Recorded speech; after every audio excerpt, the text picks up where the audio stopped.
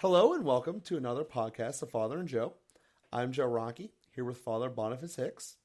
And Father, today we're going to continue our conversation about the formation of becoming a priest. And for some priests out there, they choose to join a specific order.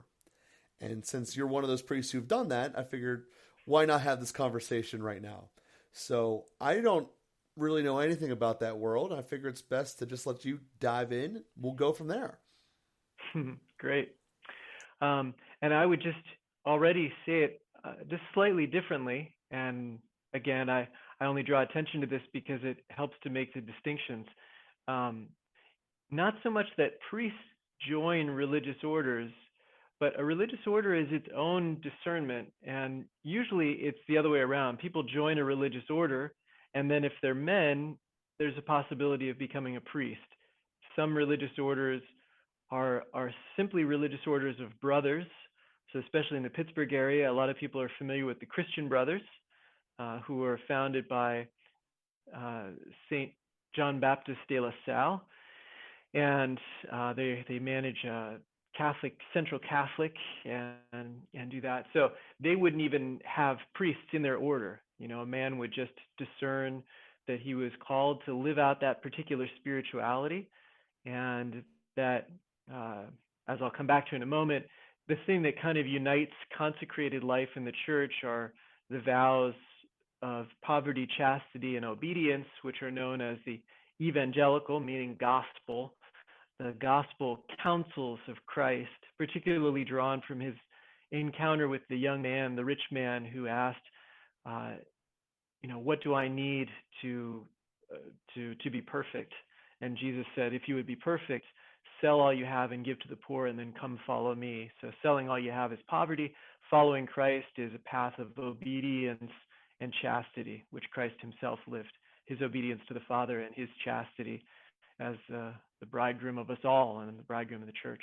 Anyway, so just to say, normally what would happen if a man is called to priesthood, that he's called and to religious life. Usually he's called to religious life first. Now, it is possible we have a couple of men who became diocesan priests and then discerned that the Lord was calling them also to religious life, and they entered the monastery later after they were already ordained priests. But that's more rare. Most of the time, somebody would discern religious life, and then again, if it's a man, possibly also, and it's a clerical order, also the possibility of priesthood.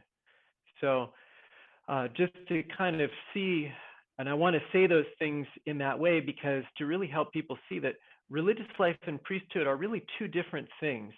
Priesthood's really focused on the sacraments. A priest is able to celebrate the Eucharist, is able to hear confessions, is able to anoint the sick. A priest baptizes and marries, witnesses marriages, and has funerals. But it's all oriented around the sacraments, the celebration of the sacraments. Religious life is another way of living out the Christian life, and it takes up a few different things. The thing that they have in common, which causes people to put them together in their minds, is the fact that they both involve consecrated chastity or celibacy.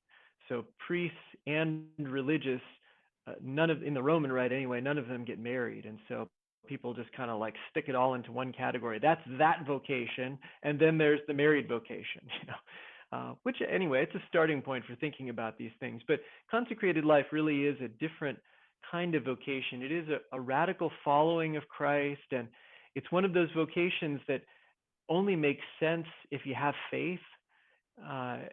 We didn't have consecrated chastity or celibacy. That wasn't a thing before Christ.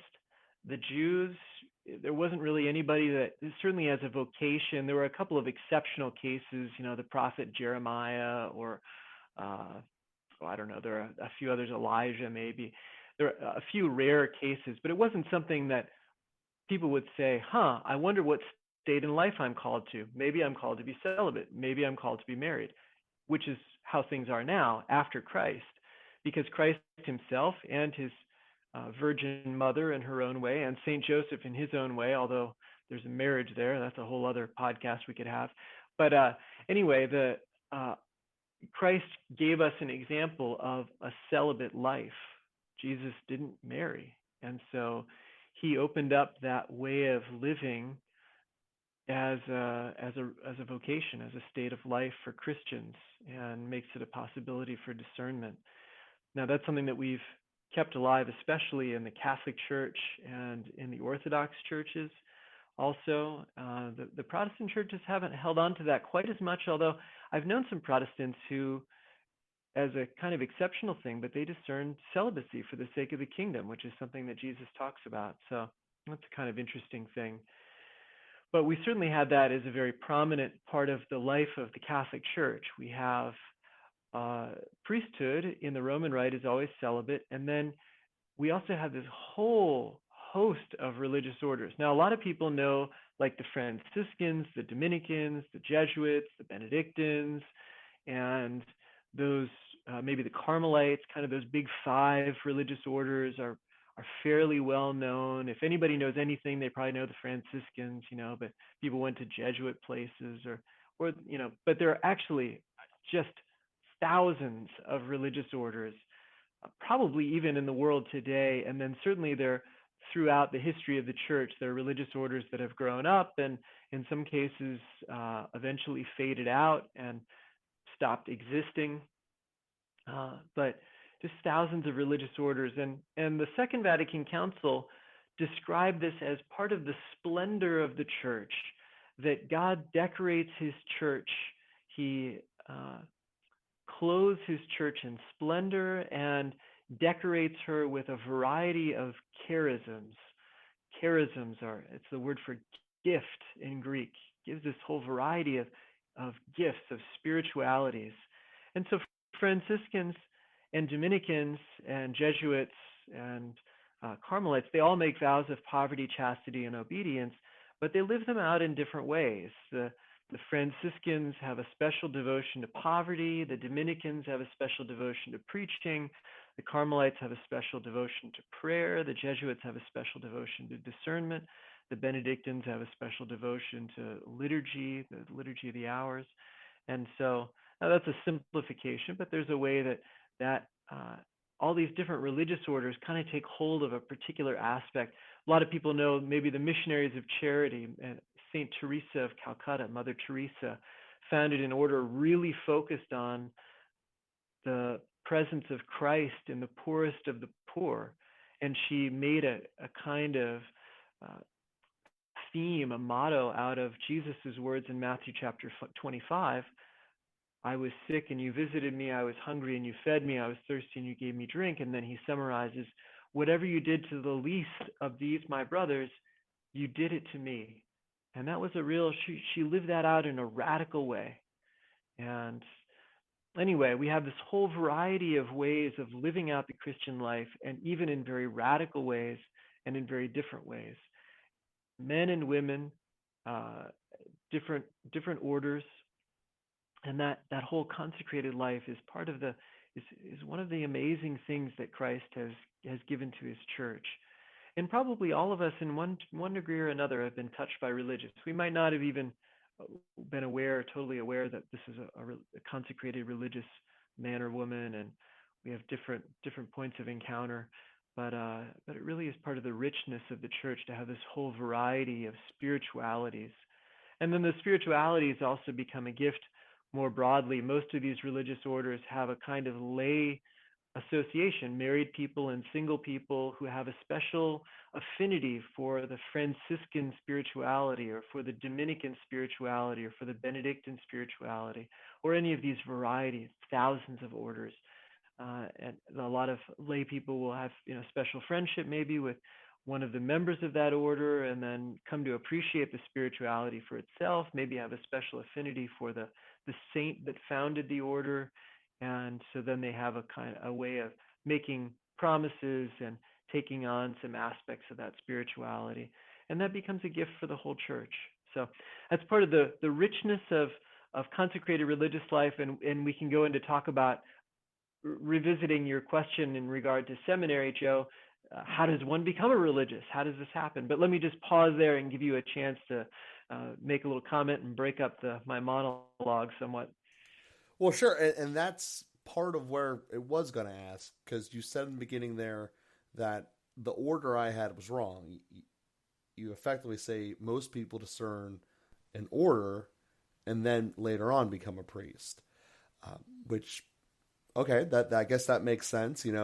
At the end of the day, it does take a long time to become a priest, and I would imagine that being part of an order helps that journey of having people around you and people going through the same thing that you are.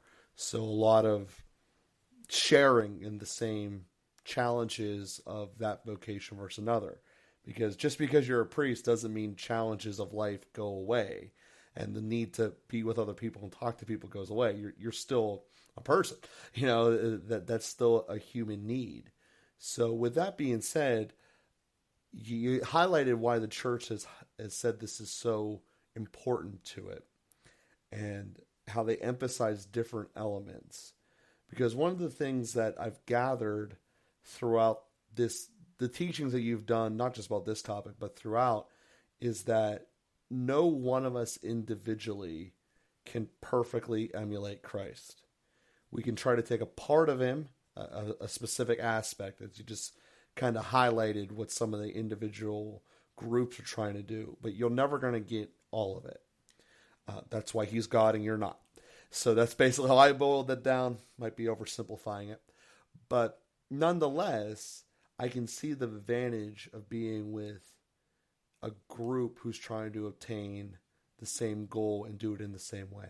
So with that being said, that is the next question of how do you go about discerning that, and then how does that process begin as far as joining an order and the commitments therein? Yeah, thanks. And your summary is right on the mark, Joe, about none of us being able to fully imitate Christ. He had a number of dimensions to his life. One, for example, is that he went alone, away alone, and he prayed. And the Gospels make note of that on many occasions. And so there's a whole order, and a number of orders, really. I mean, contemplative orders dedicate their lives to that more intense solitude and prayer. And so they live out that dimension of the life of Christ. They live out that dimension of the mystical body of Christ. Jesus also went around and healed people, and there are orders that are dedicated to those works of mercy focused on healing. And we do that through medicine a lot now, but also spiritual healing and guiding people spiritually and helping people to work through various areas of woundedness in their life. As I mentioned, preaching and also in his suffering. There's an order dedicated to the Passion of Christ called the Passionists, the Congregation of the Passion. It was founded by St. Paul of the Cross. And they're really focused on the Passion of Christ and having a devotion to that mystery, which of course is represented to us in the Eucharist. And then also we meditate on that in the way of the cross, and we meditate on it in the seven sorrows of Mary and a number of other ways that we can meditate on the Passion of Christ. But St. Paul of the Cross was really drawn to that key element of Christ's mysteries and focused on that. And of course, we also see the Passion of Christ being lived out in the poor and suffering of today. And so the Passionists have had a particular devotion to those who are suffering spiritually and physically, and to care for them, adoring Christ who is also suffering in them and with them. So you said it beautifully. There's a way, in a radical way, whole groups of people live out parts of the mystical life of Christ and his mysteries. And so what often happens as people are growing up, or in the context of their life, maybe as part of their conversion, they tend to they have some contact with a particular religious order, and then something really resonates, that they are drawn to that way of living out the mystical life of Christ, and feeling, praying, discerning that they're drawn to that more, radical sacrifice. As I said, not that marriage isn't a radical sacrifice, but marriage is also a natural vocation. Before there was Christ, before he came in the flesh 2,000 years ago, everybody was getting married. It's a natural vocation, and left over from, not left over, but it wasn't affected, it wasn't destroyed by the fall, as it says in the prayers for the sacrament of marriage, that it was the one sacrament not destroyed by the fall. And so, but marriage, uh, people people would normally get married. Living a celibate life is really an act of faith. you, to live a sacramental marriage is an act of faith, but it looks very much like living a non-sacramental marriage, which is a natural state. Living a celibate life is an act of faith. People don't just do that because they feel like it. Now, there are different reasons that some people never marry, but for the most part, really discerning that actively as a young person and making a commitment to that is something pretty out of the ordinary.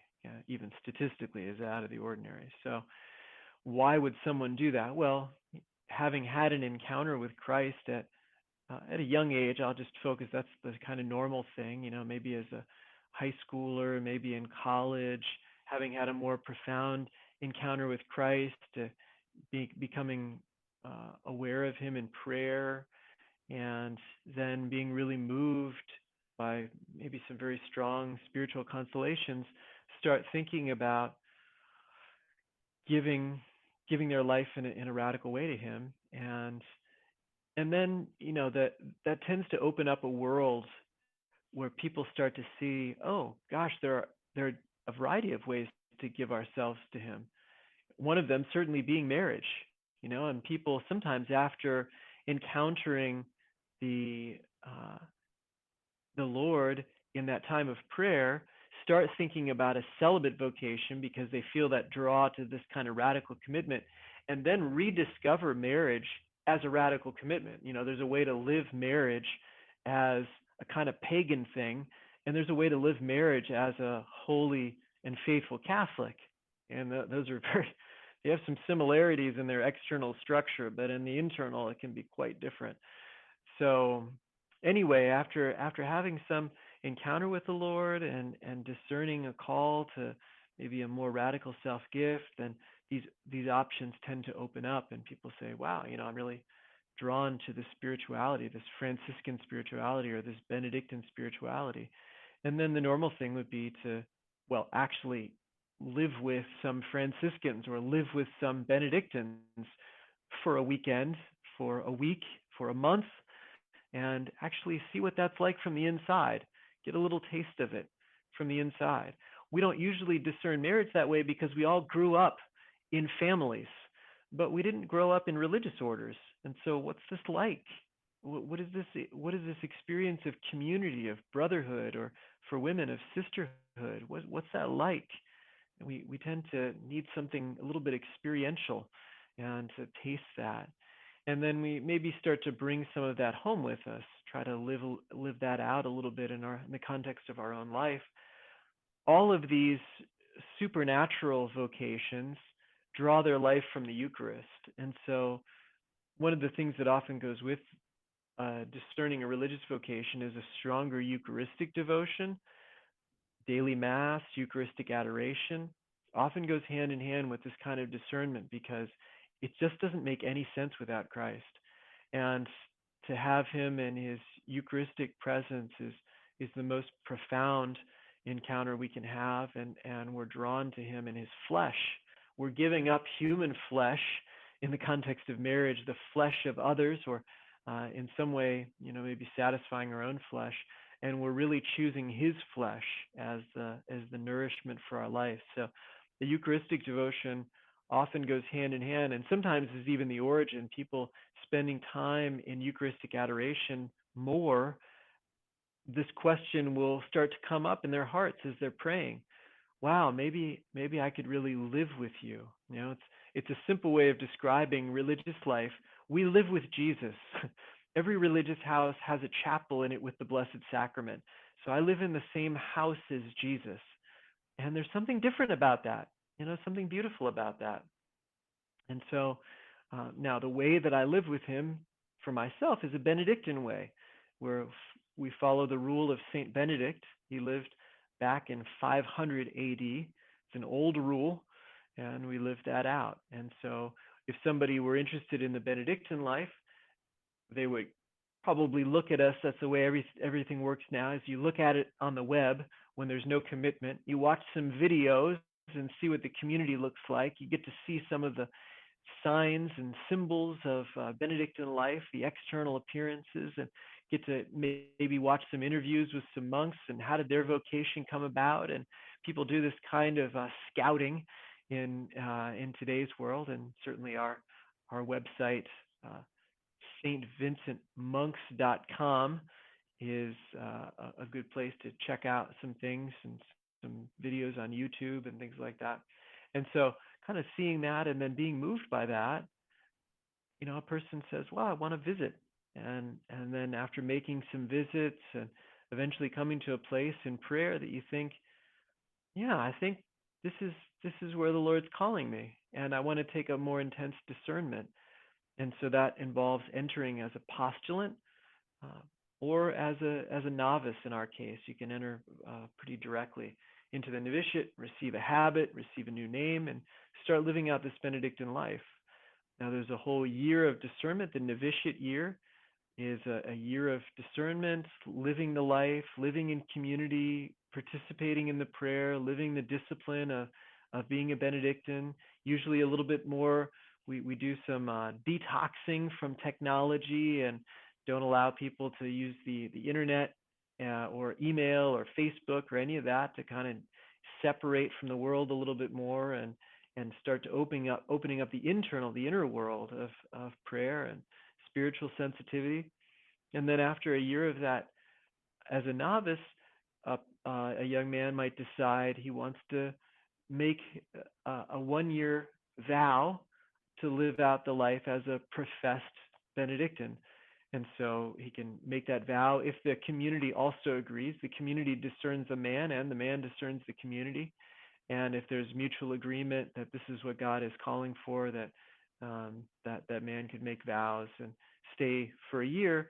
At the end of each year, in our case, the decision to renew vows would happen until at least 3 years of what we call simple vows, 1-year vows.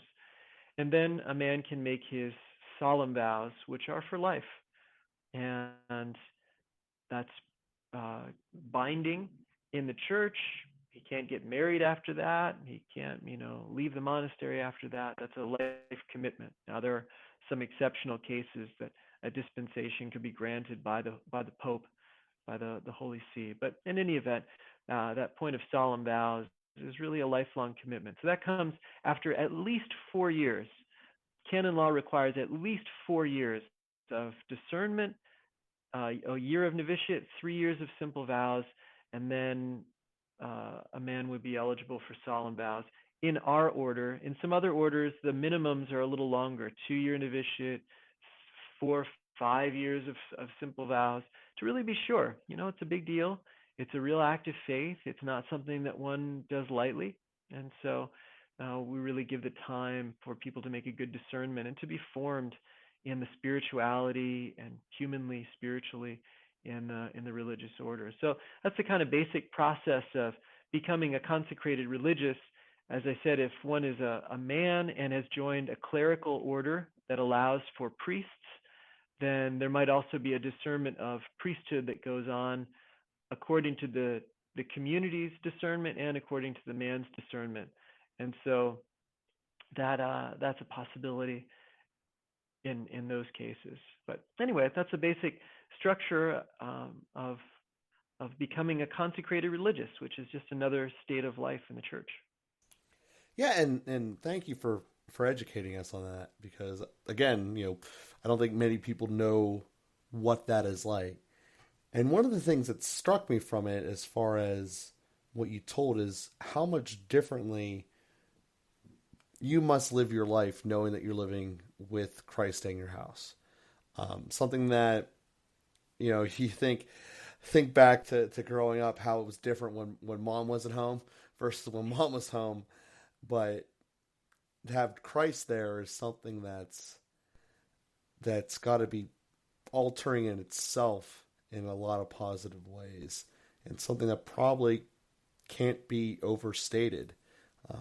So I think that there's certainly something to that to identify there throughout what you were telling us. So as we're concluding today's episode, if you have any final thoughts that you'd like to leave us with as we prepare into the following week. Well, just an encouragement for our listeners. If you're already in a state of life, if you're already married, for example, or you're already a religious or a priest, I would ask for you to pray for vocations to religious life, that young people would respond to that, and also pray for those who are in formation. It's not easy. It's not easy to live religious life. It would probably be worth dedicating another podcast just to talking about, what do religious offer to the world? I indicated some aspects of that and the different spiritualities that are lived out and really enrich the church and enrich people's personal spiritual journeys. But there's a kind of basic thing in a witness of community life. The vows of poverty, chastity, and obedience stand directly in the face of the demons of money, sex, and power. And the corruption, the abuse of money, sex, and power causes a lot of problems in our world today. And so religious who are trying to live out poverty, chastity, and obedience are a kind of remedy to that, an antidote to that. But also in terms of community life and charity and taking care of our elderly in the communities and things like that. There are a lot of beautiful things that religious do that are educational and inspirational for people living in the world. So anyway, for those already in a state of life to maybe get to know a spirituality or get to know religious, they really are we are a leaven in the world and provide some brightness. People who get to know religious often remark on the joy of religious life when it's being lived out well. There is a real joyfulness and a freedom. There's almost a kind of childlikeness. There's a playfulness that happens in religious, even at very, 80 years of age. There's a kind of glimmer in the eye and a certain playfulness that's there in the one who has lived out that religious life well. And so it really is such a great blessing to get to know religious. So I'd encourage that, maybe married people who are listening to share for the sake of their children, find religious and make a connection there. And then for people who are still discerning, just invite you to pray about whether God is calling you to be a brother or a sister in a religious order. Perfect. And what a beautiful note to end upon here. So we will be with you again next week, everyone. And please continue telling your friends about us. And please listen to Father as well about praying about the vocations as well.